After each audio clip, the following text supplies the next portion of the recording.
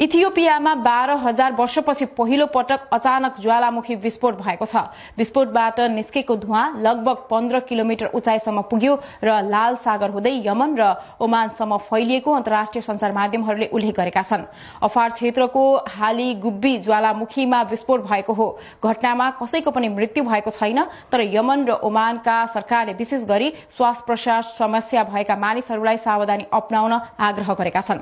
आकाशमा खरानीका कारण विमान उडानमा पनि समस्या भइरहेको छ। वैज्ञानिकहरूले सयौं वर्षमा पहिलो पटक भएको ज्वालामुखी विस्फोटलाई यस क्षेत्रको इतिहासको सबैभन्दा असाधारण घटनामध्ये एक भनेका छन्। गल्फ न्यूजका अनुसार विस्फोटका कारण ठूलो मात्रामा सल्फर डाइअक्साइड SO2 पनि निस्केको छ, जसले वातावरणीय र स्वास्थ्यमा असरको चिन्ता बढाएको छ।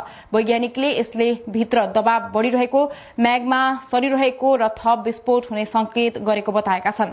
अनुसन्धानकर्ताहरूले अब हेली गुब्बीलाई अध्ययनका लागि एक प्रमुख स्थलका रूपमा हेरिरहेका छन्। उनीहरूले हजारौं वर्षको निष्क्रियतापछि यो ज्वालामुखी किन सक्रिय भयो भनेर बुझ्ने प्रयास गर्नेछन्।